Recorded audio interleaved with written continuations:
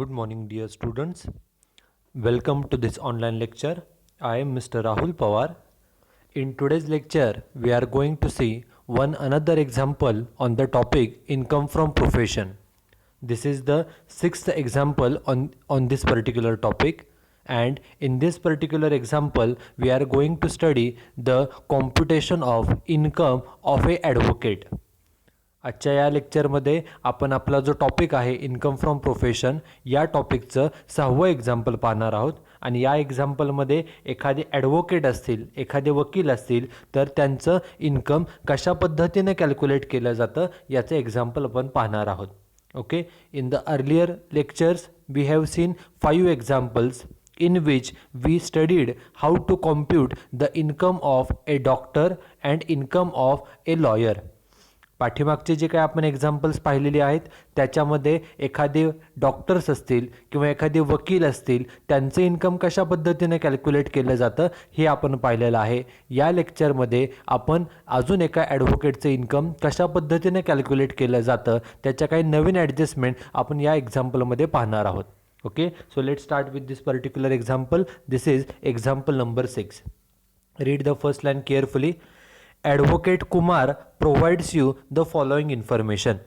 This is the first sentence of this example. And in this particular sentence, it is mentioned that Advocate Kumar has provided us this particular information. म्हणजे आपल्याला जी माहिती दिलेली आहे ती कोणाची माहिती आहे तर advocate Kumar. Kumar is a person and he is advocate by profession. ही जी व्यक्ती आहे ही पेशाने ॲडव्होकेट म्हणजेच ही व्यक्ती वकील आहे, लॉयर आहे. ओके, म्हणून त्यांना ॲडव्होकेट कुमार असं म्हटलेलं आहे.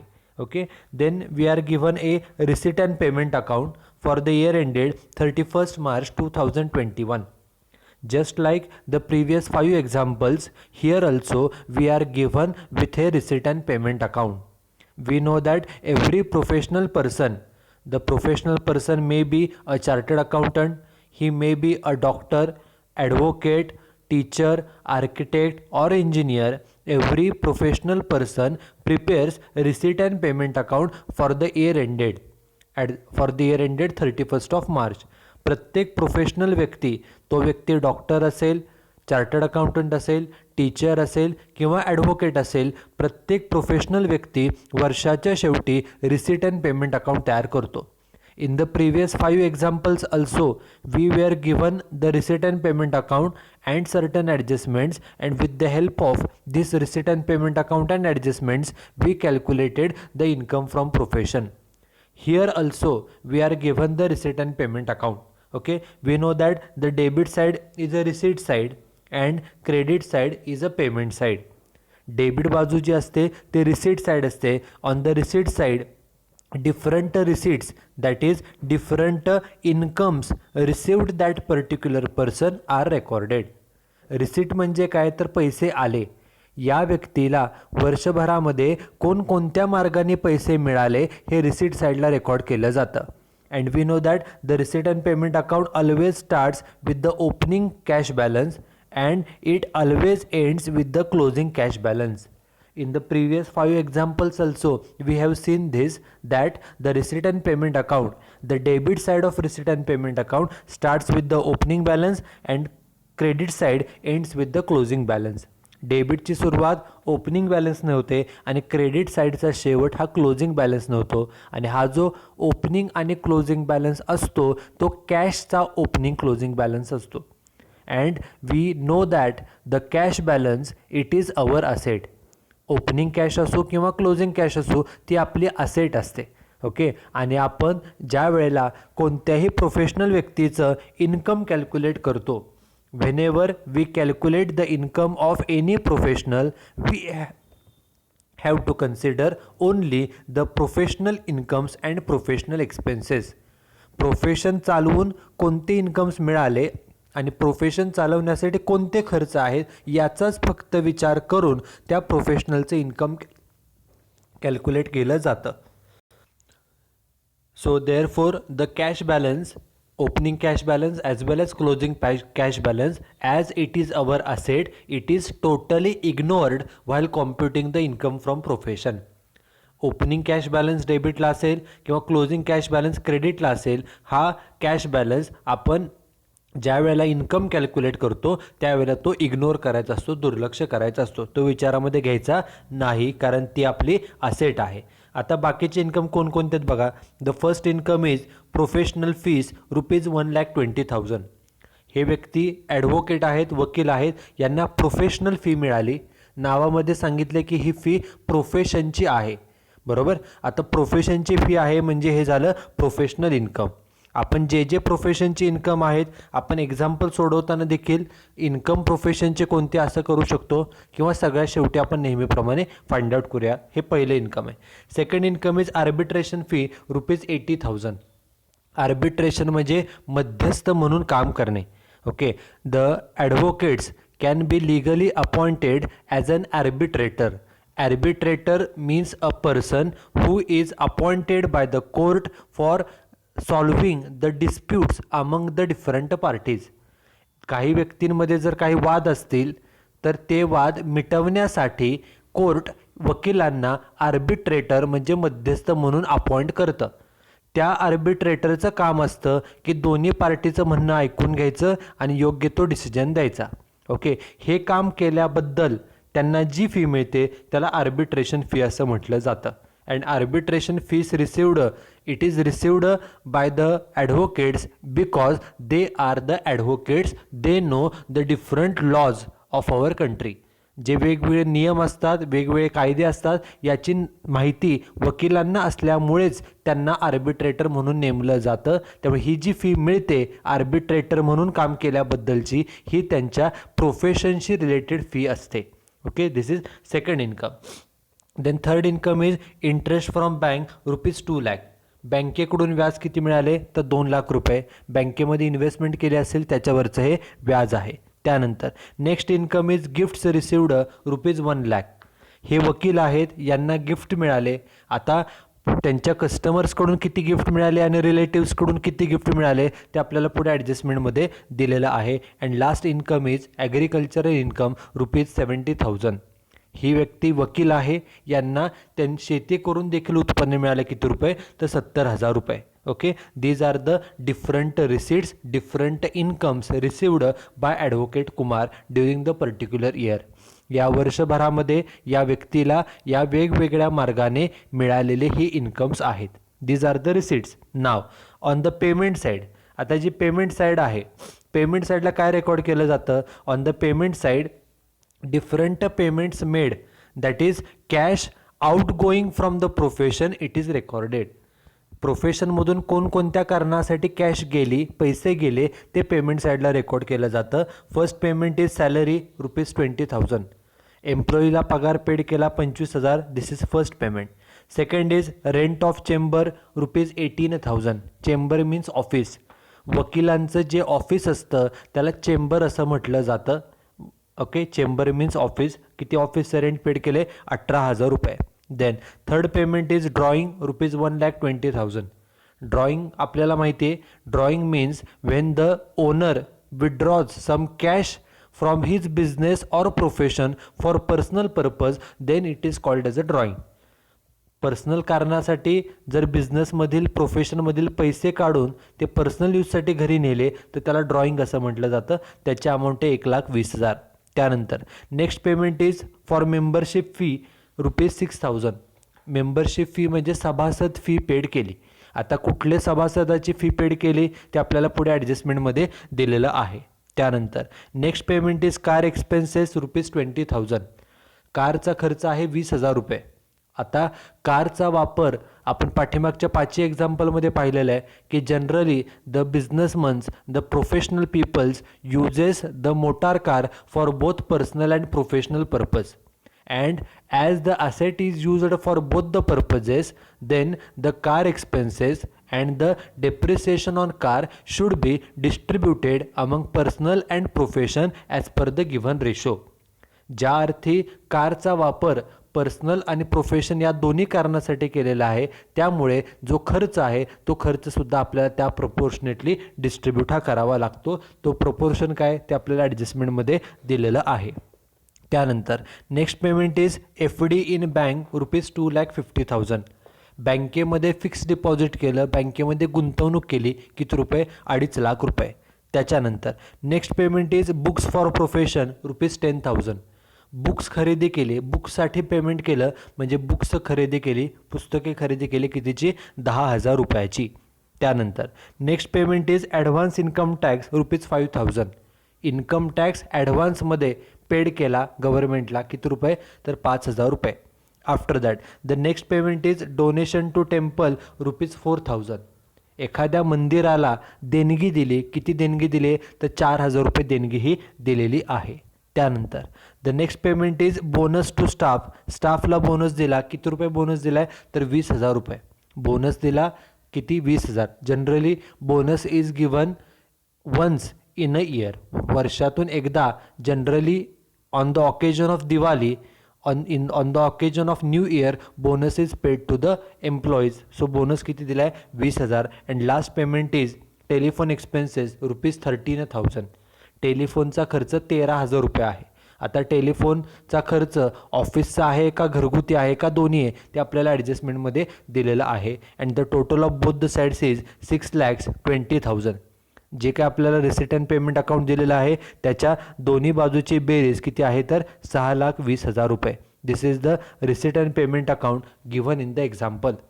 After the receipt and payment account we are given certain additional information, that is adjustment.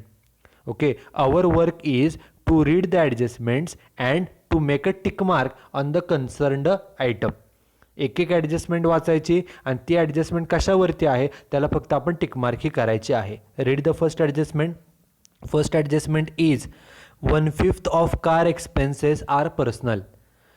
एकूण कार एक्सपेन्सेसपैकी 1/5 खर्च हा पर्सनल आहे. मग कार एक्सपेन्सेस बघा, कार एक्सपेन्सेसवर ॲडजस्टमेंट आहे, त्याला टिकमार्क आपण केली. This is first adjustment. Then second adjustment, membership fee include. Membership जी फी पेड केली आहे त्यामध्ये काय इन्क्लूड आहे? ₹4,000 paid to bar council and remaining to private club.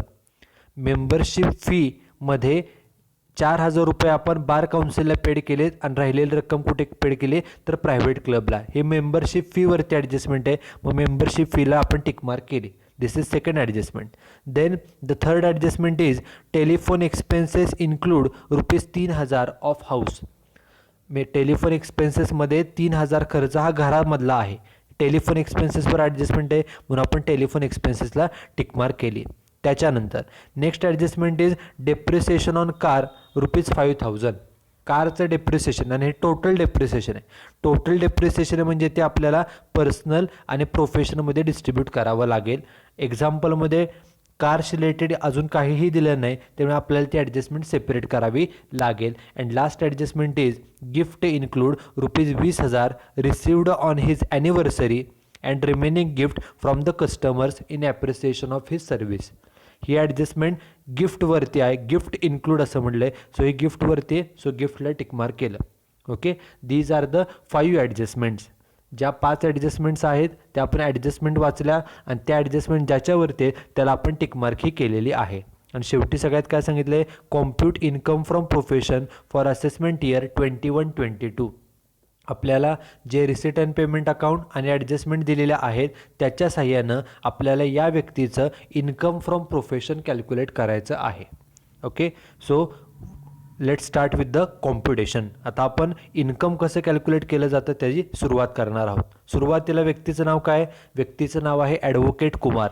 So before starting to calculate the income from profession we have to mention the name and the name is advocate Kumar. Okay, it should be mentioned on the first line at the center. This is the first point. Then on the second line we have to mention which income we are calculating. Here we are asked to calculate income from profession. So on the second line, computation of income from profession, it should be mentioned on the second line. And after that, for which assessment year we are calculating the income? The assessment year is 21-22. It should be mentioned on the third line. Okay, so before calculating income of any professional person we have to mention these 3 points. First we should mention the name of the person. Second, we should mention the income which we are calculating, and thirdly, we should mention the assessment year for which we are calculating the income. आपण पहिल्यांदा व्यक्तीचं नाव mention केलं पाहिजे, त्याच्यानंतर आपण कोणतं income calculate करतोय ते मेन्शन केलं पाहिजे, आणि तिसरं आपण कोणत्या असेसमेंट इयरचं इन्कम कॅल्क्युलेट करतोय हे आपल्याला मेन्शन करावं लागतं. Okay, and after mentioning these 3 points, now we have to draw a format for computing the income. And we know that the format includes preparation of 2 columns. First column is particulars and second column is amount in rupees. We have to draw these 2 columns for 3/4 page of the notebook. एखाद्या professional व्यक्तीचं income calculate करण्यासाठी आपल्याला हे 2 columns नोटबुकच्या 3/4 page हे draw करावे लागतात. हे 3/4 पेजमध्ये आपण कॉलम ड्रॉ केले की त्याच्यानंतर आपण इन्कम कॅल्क्युलेट हे करू शकतो. इन्कम कॅल्क्युलेट करत असताना इन्कम कॅल्क्युलेट करण्याचे एकूण 2 स्टेप्स आहेत. There are 2 steps in computing the income. The first step is to start with the professional incomes.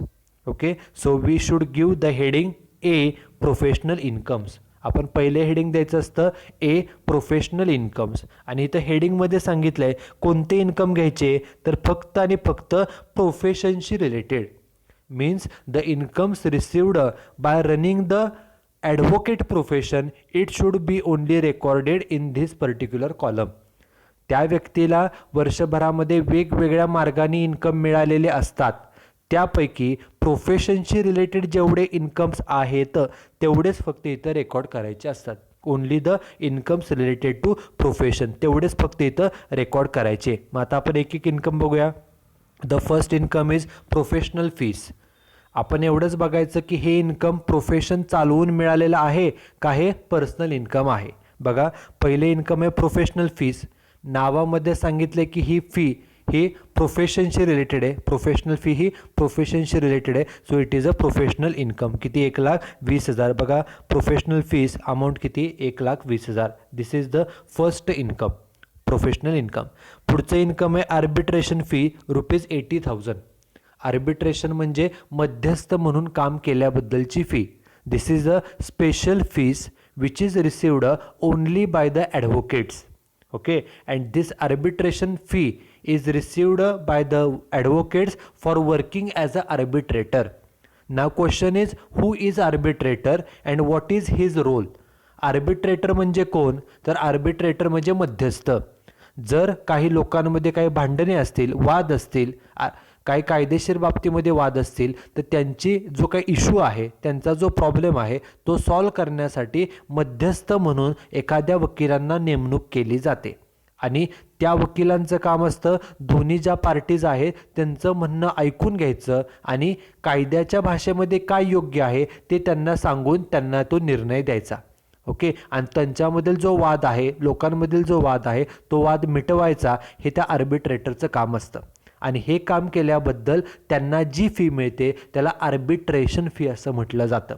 आणि ही जी फी असते त्यांना आर्बिट्रेटर म्हणून का नेमलं जातं? कारण ते वकील आहेत, त्यांना कायद्याची माहिती आहे, म्हणूनच त्यांना आर्बिट्रेटर म्हणून नेमलं जातं. त्यामुळे आर्बिट्रेशन फी मिळाली हे वकिली पेशाचंच इन्कम आहे. So it is a professional income. किती रुपये? तर 80,000. मगाशी सांगितल्याप्रमाणे arbitration fees is received by the advocates for working as a arbitrator, and the role of arbitrator is to solve the issues among the different parties. Okay, and these advocates, these lawyers are appointed as an arbitrator only because they are the lawyers and they know the different laws of our country. त्यांना कायद्याची माहिती असते, काय योग्य काय अयोग्य, कायद्याप्रमाणे काय योग्य आहे, काय बरोबर आहे, काय चुकीचं हे माहिती असतं. म्हणूनच त्यांना आर्बिट्रेटर म्हणजे मध्यस्थ म्हणून नेमलं जातं. त्यामुळे त्याची फी मिळाली हे प्रोफेशनचं इन्कम आहे. किती इन्कम आहे बघा, तर ते आहे 80,000 रुपये. It is a professional income. बघा, आर्बिट्रेशन फी किती? 80,000 रुपये. This is a professional income. त्याच्यानंतर पुढचं इन्कम आहे इंटरेस्ट फ्रॉम बँक. बँकेकडून व्याज मिळालं 2 लाख. आता बँकेकडून व्याज कधी मिळतं? आपण ज्या वेळेला बँकेत इन्व्हेस्टमेंट करतो त्याच्यावरती व्याज मिळतं. So interest received from bank, it is received when we make investment in the bank. So therefore it is a income from investment, this is not income by running advocate profession. हे काय वकिली पेशा चालून मिळालेले income नाही, म्हणजे प्रोफेशनचं income नाही. त्याच्यानंतर पुढचं इन्कम आहे गिफ्ट ₹1,00,000. त्याला टिकमार्क आहे म्हणजे ॲडजस्टमेंट आहे. एकूण 1,00,000चे गिफ्ट मिळाले आणि ॲडजस्टमेंट बघा 5. काय सांगितलं आहे? Gift include a gift of ₹20,000 received on his anniversary.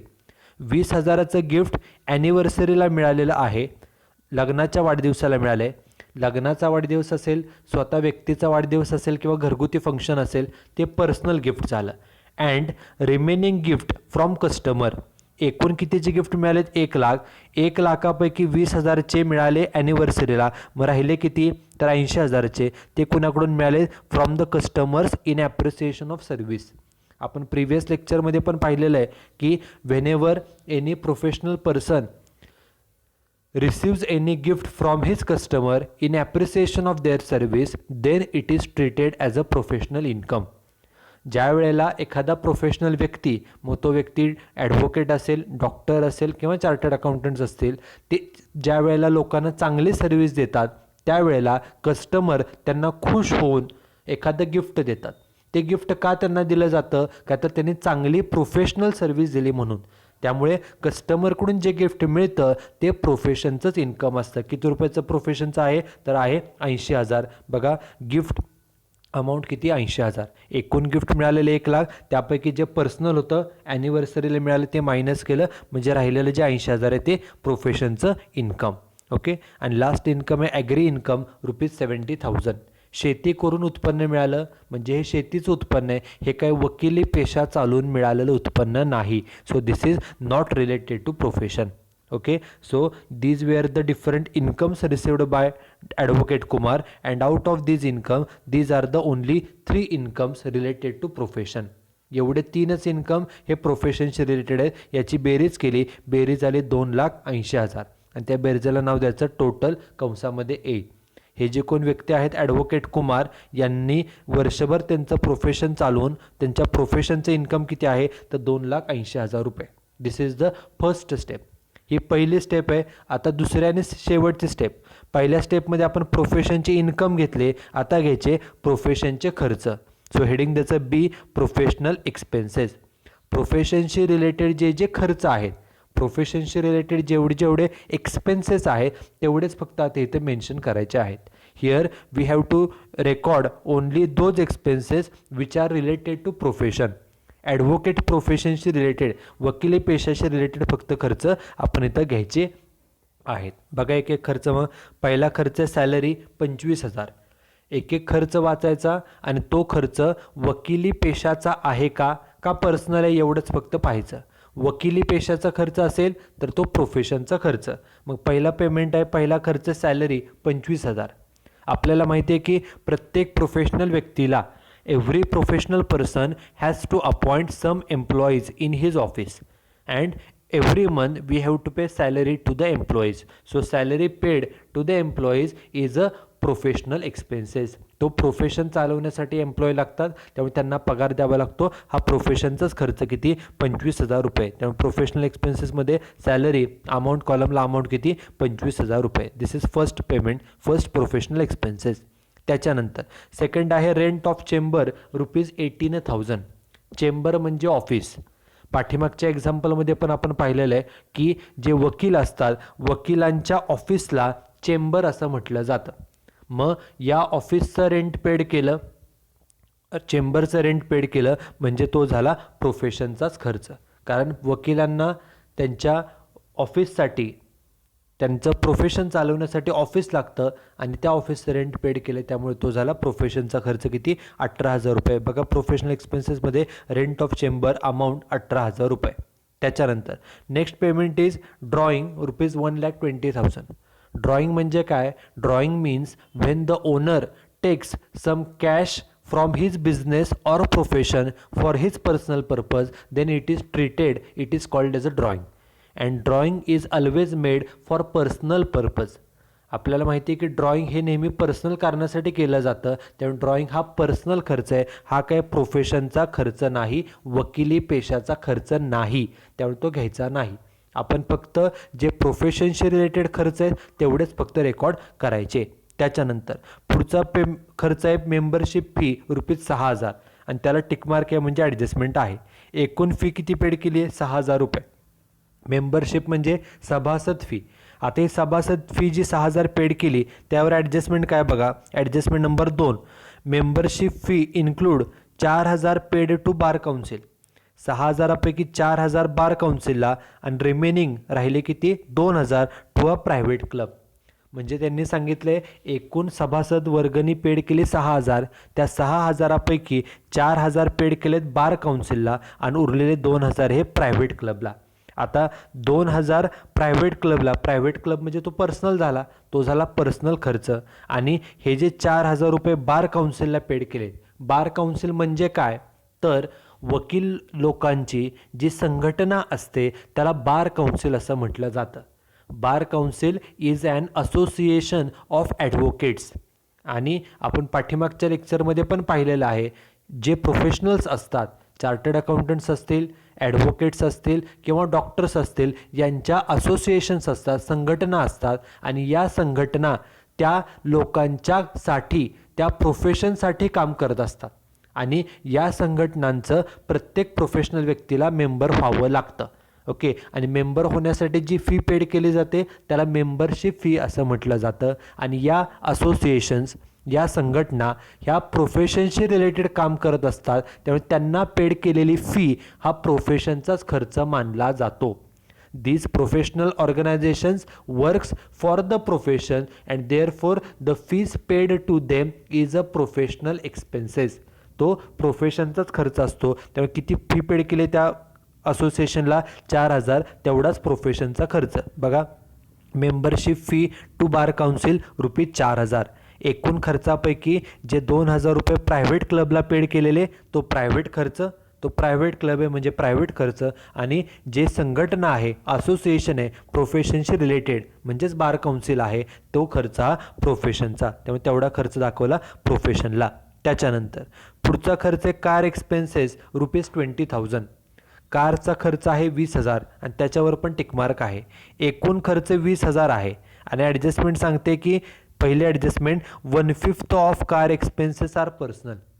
एकूण खर्च किती सांगितलं कारचा बघा, एकूण कारचा खर्च आहे 20,000. मग 20,000च्या ॲडजस्टमेंट सांगते 1/5, 20,000च्या 1/5 म्हणजे 4,000. 4,000 खर्च हा पर्सनल आहे. मग 20,000पैकी 4,000 पर्सनल वजा केले, 20मधून 4 गेले, राहिला किती? 16,000. तेवढा असणारे खर्च प्रोफेशनचा. काय केलं त्यांनी सांगितले 1/5 खर्च पर्सनल आहे. एकूण खर्च 20,000 सांगितला आहे, 20,000च्या 1/5 म्हणजे 4,000, तेवढा पर्सनल, म्हणून 20मधून 4 गेले, राहिलेला प्रोफेशनचा. बघा, कार एक्सपेन्सेस किती कंसामध्ये दिलेले 20,000 एकूण, त्यातनं 4,000 पर्सनल गेले, राहिलेला प्रोफेशनचा किती तर 16,000 रुपये. आपल्याला असं सांगितलं की 1/5 खर्च हा पर्सनल आहे, मग तेवढाच पर्सनल बाजूला केला, राहिलेला असणारे प्रोफेशनचा खर्च, तो राहिला किती तर 16,000 रुपये. त्याच्यानंतर पुढचे ॲडजस्टमेंट बघा, पुढचा पॉईंट काय, कार एक्सपेन्सेस नंतर आहे फिक्स्ड डिपॉझिट इन बँक. बँकेमध्ये FD केली 2.5 लाखाची, बँकेमध्ये FD केली, फिक्स डिपॉझिट केलं तर ही इन्व्हेस्टमेंट असते, ही गुंतवणूक असते, हा काय खर्च नाही, हा खर्चच नाही आहे. त्यामुळे तो प्रोफेशनचा का पर्सनल बघण्याची आवश्यकता नाही. ही इन्व्हेस्टमेंट आहे, ही आपली असेट आहे, त्यामुळे ती येणार नाही. कारण फक्त आपण प्रोफेशनचे खर्च कोणते तेवढेच फक्त आपल्याला आत्ता कन्सिडर करायचे आहेत, त्यामुळे हा येणार नाही. त्याच्यानंतर पुढचा आहे बुक्स फॉर प्रोफेशन ₹10,000. पुस्तके खरेदी केली आणि पुस्तके कशाची आहेत? प्रोफेशनची आहेत. प्रोफेशनसाठी पुस्तकं खरेदी केली म्हणजे प्रोफेशनसाठी आहेत, म्हणजे हा प्रोफेशनचाच खर्च किती? 10,000 रुपये. हा प्रोफेशनचा खर्च आहे, त्यामुळे बघा बुक्स फॉर प्रोफेशन अमाऊंट किती तर 10,000 रुपये. This is a expenses of profession. त्याच्यानंतर पुढचा आहे advance income tax ₹5,000. Income tax ॲडव्हान्समध्ये पेड केला. आता income tax means tax on the personal income. Okay, so therefore the income tax paid is a personal expenses. तो income tax ॲडव्हान्समध्ये paid करायनंतर कधीही पेड करा, इन्कम टॅक्स हा पर्सनलच खर्च असतो, कारण तो तुमच्या पर्सनल इन्कमचा टॅक्स आहे. त्यामुळे हा पर्सनल खर्च आहे आणि आपण पर्सनल खर्च घेत नाही. आपल्याला फक्त प्रोफेशनचे खर्च कोणते तेवढेच फक्त लागतात. हा प्रोफेशनचा खर्च नाही. त्याच्यानंतर पुढचा खर्च आहे डोनेशन टू टेम्पल 4,000. मंदिराला देणगी दिली. आता एखाद्या ठिकाणी देणगी देणं, देणगी किती रुपये द्यायची, देणगी कुणाला द्यायची, देणगी द्यायची की नाही द्यायची, हा त्या व्यक्तीचा वैयक्तिक प्रश्न आहे. वकिली पेशा चालवण्याचा हा खर्च नाही. आपलं हे एक्झाम्पल एका वकिलांचं आहे. वकिलांना, डॉक्टरांना किंवा चार्टर्ड अकाउंटंट्सना त्यांचं प्रोफेशन चालवण्यासाठी देणगी द्यावी लागत नाही. हा त्यांचा प्रोफेशनचा खर्च नाही. प्रोफेशन चालवण्याचा खर्च नाही, तर हा त्या व्यक्तीचा वैयक्तिक प्रश्न आहे. the individual person has to decide whether to give donation or not, where to give the donation and how much to give the donation. Okay, it is up to him. It is his personal opinion. So donation paid to anything, it is a totally personal expenses. हा पूर्णपणे personal प्रश्न आहे, त्यामुळे तो आपला personal खर्च आहे. हा काय वकिली पेशाचा खर्च नाही, त्यामुळे हा प्रोफेशन खर्च म्हणून येणार नाही. त्यानंतर पुढचा खर्च आहे बोनस टू स्टाफ ₹20,000. स्टाफ म्हणजे एम्प्लॉईज. जसं एम्प्लॉईला पगार दिला जातो तसं त्यांना स्टाफला बोनससुद्धा द्यावा लागतो. म्हणजे हा जो काय बोनस पेड केलेला आहे तो स्टाफला पेड केला आहे, एम्प्लॉईजला पेड केला आहे. आणि प्रत्येक प्रोफेशन चालवण्यासाठीच एम्प्लॉई लागतात, त्यामुळे त्यांना पगार दिला, त्यांना बोनस दिला, हा प्रोफेशन चालवण्याचाच खर्च आहे. किती रुपये, तर ₹20,000 हा प्रोफेशनचा खर्च. बघा, बोनस टू स्टाफ किती रुपये, ₹20,000 हा प्रोफेशनचा खर्च. त्याच्यानंतर शेवटचा खर्च टेलिफोन एक्सपेन्सेस ₹13,000. टेलिफोनचा खर्च 13,000 आहे. आता त्याच्यावर टिकमार्क आहे म्हणजे ॲडजस्टमेंट आहे. 13,000 एकूण खर्च. कोणताही बिझनेस असेल किंवा कोणतंही प्रोफेशन असेल तिथं टेलिफोन लागतो, त्यामुळे टेलिफोन एक्सपेन्सेस हा प्रोफेशनचाच खर्च आहे. एकूण टेलिफोनचा खर्च 13,000 आहे. आणि ॲडजस्टमेंट नंबर 3 बघा, telephone expenses include 3,000 of a house. एकूण टेलिफोनचा खर्च 13,000. 13,000पैकी 3,000 खर्च हा घरामधला आहे. मग घरामधला खर्च हा घरगुती खर्च पर्सनल झाला. एकूण खर्च होता 13,000. 13मधून 3,000 गेले, राहिले किती, तर 10,000. तेवढा असणार आहे प्रोफेशनचा. एकूण खर्च आपल्याला 13,000 सांगितलेला आणि 13,000पैकी 3,000 घरामधला आहे. मग 13तून 3 गेले, राहिले किती, 10,000. तेवढा असणार आहे प्रोफेशनचा खर्च. ओके, तो प्रोफेशनचा खर्च दाखवला किती, तर ₹10,000. बघा पुढे सर्व पेमेंट्स झाले, दिलेले होते ते सर्व वाचून झाले. रिसिट साईड आपण ऑलरेडी वाचलेली आहे, पेमेंट साईडसुद्धा झालेली आहे. आता ॲडजस्टमेंट्स बघा. ॲडजस्टमेंट एकूण ज्या होत्या 1 2 3 4 5, 5पैकी 4 ॲडजस्टमेंट झाल्या. फक्त ॲडजस्टमेंट राहिली ॲडजस्टमेंट नंबर 4. काय सांगितलं आहे, टोटल डेप्रिसिएशन ऑन कार. कारचं एकूण डेप्रिसिएशन किती, तर 5,000. एकूण डेप्रिसिएशन 5,000 सांगितले. मग आता पहिल्यांदा हे पण सांगितलेलं की कारपैकी 1/5 खर्च हा पर्सनल आहे. मग तसंच डेप्रिसिएशनसुद्धा आपल्याला कमी करावं लागेल. एकूण डेप्रिसिएशनपैकी जे पर्सनल आहे तेवढं बाजूला करायचं आणि राहिलेलं डेप्रिसिएशन प्रोफेशनचं. मग बघा, एकूण कारचं डेप्रिसिएशन सांगितलेलं आहे 5,000. मग 5,000पैकी पर्सनलला पर्सनलला कारचं किती आहे, तर 1/5. मग 5,000च्या 1/5, 5,000च्या 1/5 म्हणजे 1,000. 1,000 हे पर्सनल, 5,000पैकी 1,000 पर्सनल, राहिले किती सांगा, 5पैकी 1 गेल्यावर राहिले 4,000. तेवढं असणार आहे प्रोफेशनचं डेप्रिसिएशन. एक्झाम्पलमध्ये सांगितले की car is used for both personal and professional purpose. कारचा वापर पर्सनल आणि प्रोफेशनसाठी दोन्हीसाठी केला आहे. आणि डेप्रिसिएशन एकूण आहे 5,000. एकूण सांगितलं टोटल, त्यामुळे एकूण डेप्रिसिएशनपैकी जे पर्सनल आहे ते वजा करायचं. पर्सनल किती, तर 1/5. मग एकूण 5,000च्या 1/5, 5,000च्या 1/5 म्हणजे पर्सनलला आलं 1,000. 5,000पैकी 1,000 पर्सनल आहे म्हणजे प्रोफेशनचं राहिलं किती, तर ते 4,000. तेवढाच प्रोफेशनचा खर्च. बघा, डेप्रिसिएशन ऑन कार अमाऊंट किती, ₹4,000. हे रेडीमेड पण कसं कॅल्क्युलेट करता येतं बघा. तर पर्सनलला किती आहे, 1/5 आहे. पर्सनलला 1/5 म्हणजे 5पैकी 1 हिस्सा पर्सनलला, 5पैकी 1, मग राहिले किती, 5पैकी 4 म्हणजे राहिलेले 4/5 हे प्रोफेशनचं.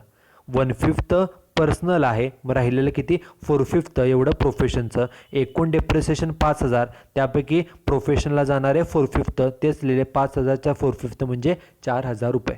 ओके, ॲडजस्टमेंट एवढी एकच राहिलेली होती, तीसुद्धा ॲडजस्टमेंट आपण केलेली आहे. आता जे प्रोफेशनचे खर्च होते ते आपण प्रोफेशनचे खर्च एक एक लिहिले, त्याची अमाऊंट कॉलमला लिहिली, त्याची बेरीज करायची. खर्चाची बेरीज झाली 1,07,000 रुपये. त्याला नाव द्यायचं टोटल कंसामध्ये बी. ओके, आपण मगाशी प्रोफेशनचे इन्कम किती कॅल्क्युलेट केलेले 2,80,000. त्यामधून प्रोफेशनचा खर्च 1,07,000 वजा करा आणि वजाबाकीला नाव द्यायचं इन्कम फ्रॉम प्रोफेशन कंसामध्ये ए मायनस बी. इन्कम होतं 2,80,000, त्यातून खर्च वजा केला 1,07,000, इन्कम राहिलं 1,73,000. त्याला आपण म्हणायचं इन्कम फ्रॉम प्रोफेशन. म्हणजे हे जी कोण व्यक्ती आहेत, व्यक्तींचं नाव आहे ॲडव्होकेट कुमार, हे वकील आहेत. या व्यक्तीनं वर्षभर प्रोफेशन चालवून त्यांना प्रोफेशनचं इन्कम मिळालं होतं 2,80,000 आणि प्रोफेशन चालवण्याचा खर्च होता 1,07,000. असं त्यांचं नेट प्रोफेशनचं इन्कम आहे 1,73,000 रुपये. ओके, आणि इन्कम टॅक्ससाठी त्यांच्या प्रोफेशनचं इन्कम एवढं दाखवलं जाईल 1,73,000 रुपये. Okay, so this is how we can calculate the income of a professional person. Okay, this is example number 6 on this particular topic. You should write down this example and solution in your notebook. In the next lecture we will see the another example on the computation of income from profession. हे आपण जे example पाहिलेलं आहे हे आपल्या या टॉपिकचं 6वं example आहे. याच्यानंतर नेक्स्ट लेक्चरला आपण अजून 1 ते 2 एक्झाम्पल पाहणार आहोत. ओके, हे एक्झाम्पल तुम्ही नोटबुकमध्ये राईट डाऊन करा, सोल्युशनसुद्धा राईट डाऊन करा. नेक्स्ट लेक्चरमध्ये आपण अजून एक एक्झाम्पल हे पाहणार आहोत.